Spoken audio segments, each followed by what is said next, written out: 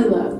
I am going to show you how I, Jazzy, sustain a plant-based diet. Dressings, sauces, anything to marinate your food in. When you think about it, vegetables, legumes, grains, when you eat them on their own, they can be a bit bland, a bit boring. But when you add a lot of spices and flavors and sauces and dressings, it really changes the game. So that is why today I am going to take you through the fundamentals of creating the most delicious sauces, dressings, whatever you want to call them. Things to put on your food so they taste better. Let me show you. I'm in my kitchen right now. I'm going to take everything out, bring it to the table, and I'll walk you through each ingredient.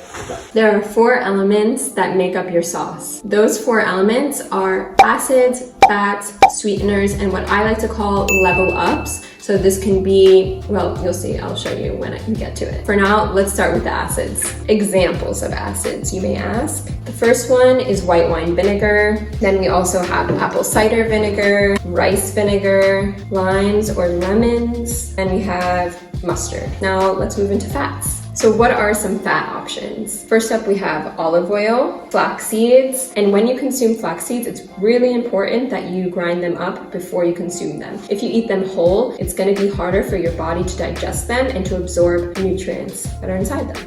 Avocado, tahini, which is ground sesame seeds, peanut butter, almond butter, but honestly any nut butter of your choice would work here. You can also use coconut yogurt. If you do consume dairy, you could use Greek yogurt, anything that's high in fat. Up next, we have sweeteners. So that could include coconut sugar, maple syrup, honey, agave syrup, or you can even use whole dates, which I have here. I prefer medjool dates. I think they're the sweetest and most delicious. You want to soak your dates in boiling water for at least 10 minutes and then add it to a blender with all of the rest of your ingredients. Last, but certainly not least, we have the level ups. I feel like I need to come up with a better name, but for now, they're called level ups in my brain. First, we have miso, which is basically made from fermented rice, cilantro, parsley, any of your favorite herbs, tomato paste, any of your favorite spices would work here. Be as creative as you want. As long as it tastes delicious, that's all that matters.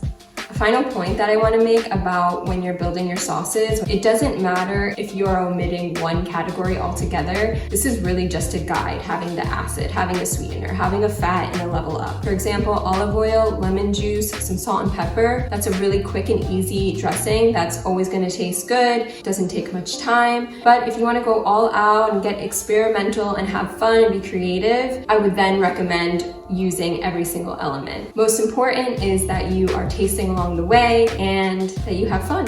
And if you tried making a dressing or a sauce using my framework, please let me know in the comments below. Tell me what you made. I want to hear it. I want to test it out, and I'll see you in the next video. Mwah.